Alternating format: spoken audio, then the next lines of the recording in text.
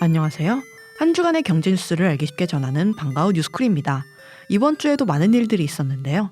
9월 첫째 주의 이슈 뉴스쿨과 함께 알아볼까요? 우리나라 공교육 역사상 처음으로 교권보호 파업을 단행한 교사들의 목소리를 정부가 더욱 경청하기로 했습니다. 그동안 교사들의 단체 행동을 불법으로 규정하고 징계 수위를 높여왔던 것에서 한 발짝 물러난 것으로 보입니다. 윤석열 대통령은 현장 교사들이 외친 목소리를 깊이 새겨 교권 확립과 교육 현장 정상화에 만전을 기하라고 지시했습니다. 이날 전국 교사들은 학부모 민원 스트레스 등으로 사망한 서울 서초구 서희초 교사의 49제에 맞춰 우회 파업을 단행했습니다. 교사들은 이날을 공교육 멈춤의 날로 지정하고 연가, 병가, 재량휴업을 통한 우회 파업에 돌입했죠. 대통령의 경청 지시 이후 이주호 사회부 총리 겸 교육부 장관은 강경 입장을 잠시 멈추고 서희초를 찾아 숨진 교사를 추도했습니다. 코로나19 이후 약 4년 동안 해외 방문을 하지 않았던 북한의 김정은 국무위원장이 이르면 다음 주 러시아를 방문해 블라디미르 푸틴 러시아 대통령을 만날 예정입니다. 회담 장소는 러시아 블라디보스토크가 유력하며 우크라이나 침공을 위한 무기 수출을 논의할 가능성이 높습니다. 미국 뉴욕타임스는 4일 미국 정부 관계자의 말을 인용해 김 위원장이 기차로 평양에서 블라디보스톡으로 이동해 블라디보스톡 극동 연방대학에서 열리는 동방경제포럼에 참석할 예정이라고 보도했습니다. 푸틴은 김정은과 이곳에서 만날 것으로 추정됩니다. 김정은이 러시아 모스크바까지 갈 가능성도 있다고 합니다.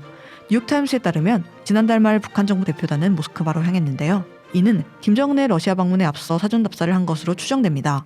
우크라이나 침공을 이어가고 있는 러시아는 막대한 군수품 수요를 해결하기 위해 북한과 중국 등에서 포탄과 미사일 등의 소모품 수입을 모색하고 있습니다.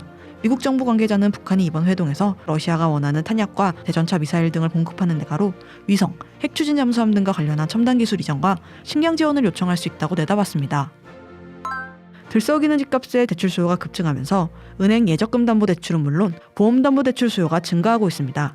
은행 예담대와 보험담보대출은 총부채 원리금 상환 비율 규제를 비켜갈 수 있기 때문이죠.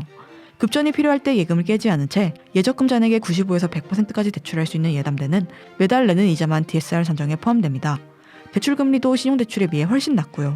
보험계약 대출은 그간 납입한 보험료를 담보로 일으키는 대출로 DSR 산정 대상이 아닙니다. 또 별도 심사가 존재하지 않아 신용도가 낮거나 은행 이용이 어려운 차주들의 자금 조달 수단으로 활용됩니다. 다음 주 초 금융당국이 50년 만기 주택담보대출에 제한을 걸면 규제로 인한 풍선 여과는 더 커질 전망입니다. 집값과 함께 물가도 석 달 만에 3%대로 재진입하며 지난 8월 소비자 물가 상승률이 3.4%를 기록했습니다. 사우디아라비아와 러시아의 감산 연장으로 국제유가가 최근 10개월 내 가장 높은 수준이고 8월 택시 요금이 19.1%나 오르는 등 공공서비스 물가도 22개월 만에 최고치를 경신한 탓입니다.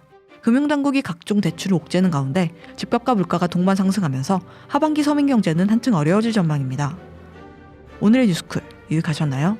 다음 주에는 더욱더 알차고 재밌는 내용으로 돌아오겠습니다. 지금까지 반가운 뉴스쿨의 이혜진이었습니다.